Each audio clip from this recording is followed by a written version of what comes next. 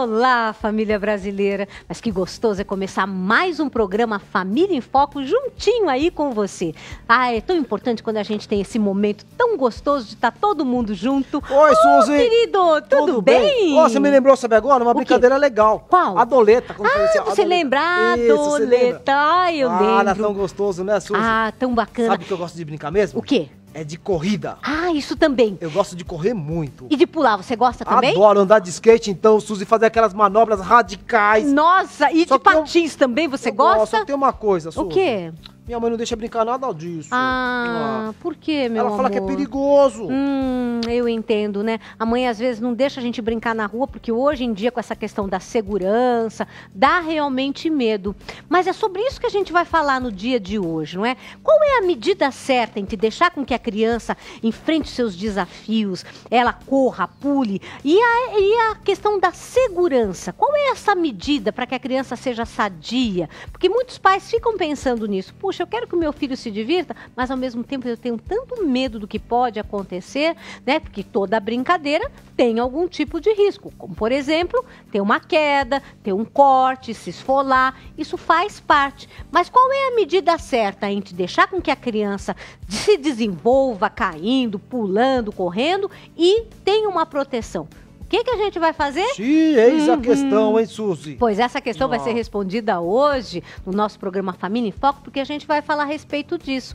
As crianças e o risco. Qual é essa medida certa para você proteger o seu filho e ao mesmo tempo fazer com que ele seja uma pessoa confiante?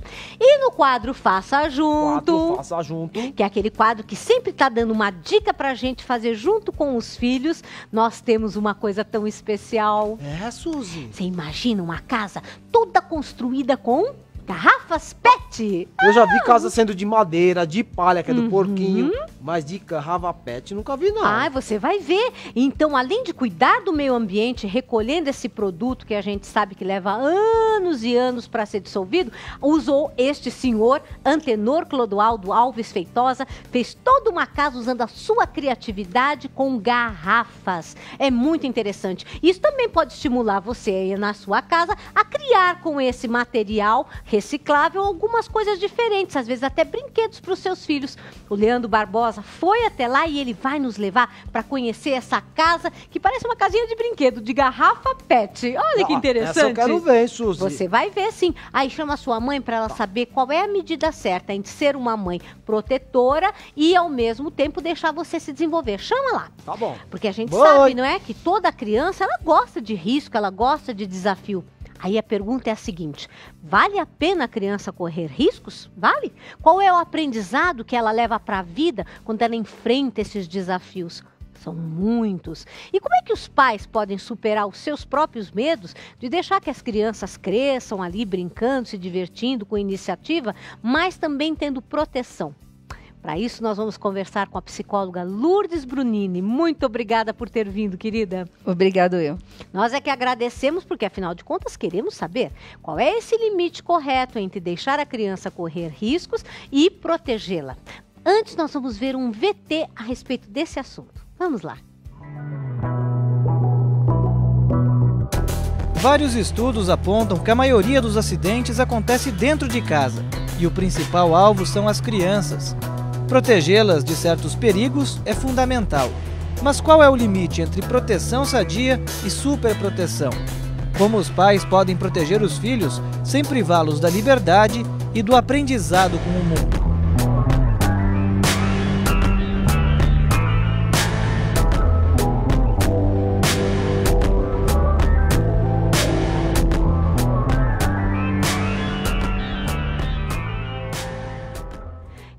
Que é tão difícil, não é? Até onde a gente pode dar autonomia para os filhos e até onde a gente tem que supervisionar. Para isso, Lourdes, você está aqui para nos responder. Qual é esse limite sadio entre dar autonomia para o filho, para ele correr certos riscos e ele também se sentir protegido? Então, o mais importante é conversar com as crianças. Sim. Falar sobre todos os riscos, mostrar até situações em revistas, em fotos, de fatos que aconteceram, mas dizer para eles que um arranhão não vai deixar, né, Nenhuma sequela tão nenhuma grave. sequela tão grave, Uhum. e que vale a pena correr risco, porque ele vai precisar ousar Exato. mais tarde para enfrentar os conflitos. Os pequenos, na infância, Sim. e os maiores quando adulto. Então, precisa ousar. Mas é preciso também prevenir. Então, mostrar todas as formas de proteção é uma função do pai, né? Correto. Por que usar capacete Hum. brincando de skate? Uhum. Por que usar capacete andando de bicicleta? Então, se o pai usa capacete andando de bicicleta com o filho, tá mais do que certo, né? Claro. Ele está mostrando o que é certo. E a criança vai aprendendo porque o adulto está sugerindo uma forma de ser que o protege. E ele vai começar, então, a desenvolver um processo de autoproteção, né? Procurando poupar-se de eventuais tropeços, né? Quedas, e protegendo-se no máximo possível. Com certeza. Então, essa questão, por exemplo, está em casa, temos uma criança que está começando a andar e os pais já ficam em pânico. Cuidado! E já pega e não deixa a criança andar. Como é que os pais deveriam proceder para permitir que a criança se desenvolvesse, então, que ela tivesse essa autonomia da marcha, enfim, e, ao mesmo tempo, ela não corresse riscos que fossem danosos? Então, transformar, né, essa questão que parece esse acidente, né? Um próximo acidente, então transforma isso numa brincadeira. De que forma? A mãe de um lado, a babá do outro, ou a mãe e o outro irmão, e brinca com a criança. Certo. Vem até aqui, mais um pouco, olha que bom. Então, essas brincadeiras, essa forma de suscitar entusiasmo no interior da criança é fundamental, né? O casal brincando com a criança no processo de engatinhar, no processo dos primeiros passos, ajuda muito. Né? Certo. E isso não precisa ficar 8 horas por dia com a criança. Claro. Né?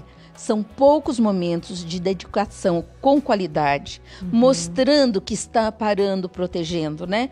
E mostrando que não dá para bater. É claro que algumas coisas têm que ser protegidas. Por exemplo? Não dá para deixar andando num lugar onde você vê que tem uma superfície de vidro. Claro. É claro que não.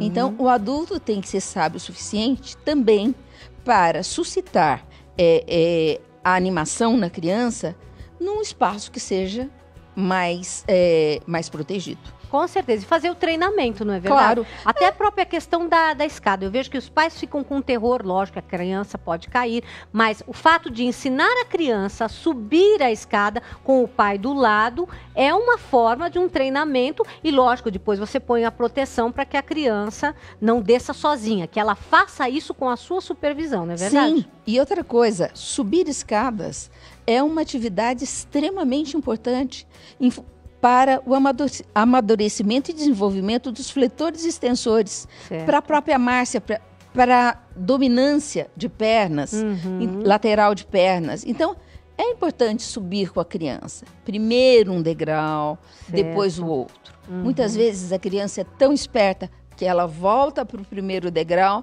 para olhar o segundo, para saber se é um desafio que ela pode ou não enfrentar. Com certeza. E as brincadeiras de rua? Porque hoje, em decorrência do trânsito, em decorrência dos problemas aí de segurança, os pais privam os filhos da brincadeira de rua, que era tão comum, né? O futebolzinho na rua, o vôlei, o mão na mula. Como é que a gente... Esconde. Brincar na rua é tudo de bom. Como é que a gente faz essa medida, Lourdes? Mas tem tarefa, tem brincadeiras que dá para fazer na rua ainda. Certo. Né? Por exemplo, brincar de amarelinha. Ajuda muito, né? Faz com que a criança tenha uma dominância de olho, acerte no quadradinho certo, para poder pular, para chegar até o céu. Então, essas brincadeiras ainda podem acontecer na rua. Ok. Né? O que nós precisamos é em que lugar meu filho está brincando. Sim. Com que tipo de supervisão essa brincadeira está sendo feita. Perfeito. É claro que tudo isso sendo feito sob o olhar do adulto não traz problema nenhum. Né? É preciso que um adulto acompanhe 6, 8 crianças. Então dá para brincar de pega-pega. Né? Em São Paulo existem inúmeros lugares onde as crianças podem brincar. Pular corda, Sim. né? Jogar bola, jogar bete. não é? Tem um monte de brincadeira, até mesmo bolinha de gude, que Claro. ajuda muito, não é? Sim. Então, isso não é feito, infelizmente, porque as pessoas têm medo das outras pessoas, né? Exato. E mais do que isso, medo de arriscar a saúde dos seus filhos.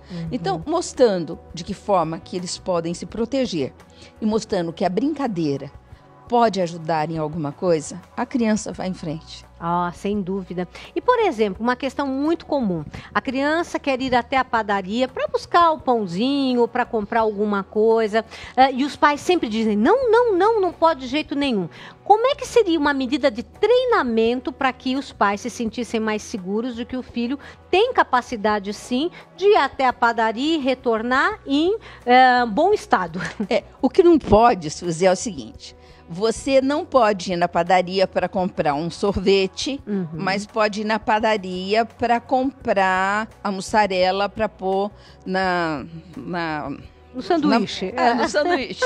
Então, isso não pode. Sim. É uma mensagem de Dupla, que a criança pode, mas não pode, né? Sim. Então, a melhor medida é, vai com o seu filho.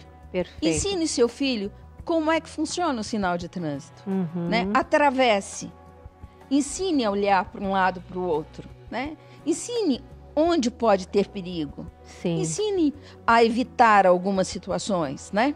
Então, eu acho que a melhor forma é sempre ensinando. Com Estar certeza. do lado pela primeira vez é fundamental. Sem dúvida. E você acha que também é válido, por exemplo, falar assim, olha, agora você que vai pegar na minha mão e vai dizer, agora é hora de atravessar, mãe, agora, chegando lá na padaria, você é que vai pagar, eu só fico atrás. É válido? Sim, a troca de papel Isso. é fundamental, porque deixa a criança mais segura. Mais confiante, né? Mais confiante, sobretudo quando ela vai lidar com o dinheiro. Perfeito. Né? Porque lidar com dinheiro realmente precisa de supervisão. Sem não é? dúvida. Porque a criança precisa compreender a dimensão do quanto custa, Uhum. né? O quanto vale. Com certeza. E é válido também, porque um dos grandes medos de todos os pais é não converse com estranhos.